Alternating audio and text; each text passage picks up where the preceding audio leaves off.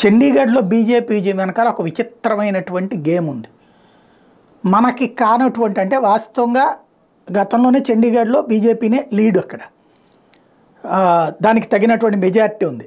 అయితే Congress party Aam Aadmi party కలిస్తే ఆటోమేటిక్గా ఇది దెబ్బతింటుంది. ఇప్పుడు ఐఎన్డిఐఏ కూటమి ఏర్పడ్డాక ఆమ్ ఆద్మీ పార్టీ కాంగ్రెస్ కలిశారు కాబట్టి ఆ ఇద్దరు కలిసిపోయి చండీగఢ్ ప్రభుత్వాన్ని, చండీగఢ్లో ఉన్నటువంటి భారతీయ జనతా పార్టీని దెబ్బతీయాలని అనుకున్నారు. అయితే అక్కడ ఉన్నటువంటి ఎవరైతే అధికారి అంటే వాస్తవంగా పంజాబ్లో ఆమ్ ఆద్మీ పార్టీ ప్రభుత్వం నడుస్తుంది, ప్లస్ కాంగ్రెస్ పార్టీ వాళ్ళకి తోడు నిలబడింది కాబట్టి ఈ ఇద్దరు కలిస్తే అక్కడ చేయొచ్చు. కానీ ఒక గేమ్ నడిపారు, ఓ రకంగా ఇది అనైతికమే, నో డౌట్.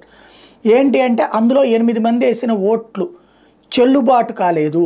అయితే ఆ చెల్లుబాటు కానికుండా ఏదో ఇంకుతో రాసింది అధికారి అని వాళ్ళు చెప్తుంటే వాళ్ళు వాళ్ళ పార్టీలకి ఎదురు దెబ్బ తీశారు, అంటే వెన్నుపోటు పొడిచారు కాంగ్రెస్ పార్టీ ఆమ్ ఆద్మీ పార్టీకి సంబంధించిన కార్పొరేటర్లు అని చెప్పేసి వీళ్ళు చెప్తున్నారు. ఏది ఏమైనా అక్కడ సంఖ్యాపరంగా అంటే అది సీక్రెట్ బ్యాలెట్ కాబట్టి అట్లా జరిగింది. ఓపెన్ బ్యాలెట్ అయితే కనుక ఆమ్ ఆద్మీ పార్టీ అభ్యర్థి గెలిచే అవకాశం ఉంది.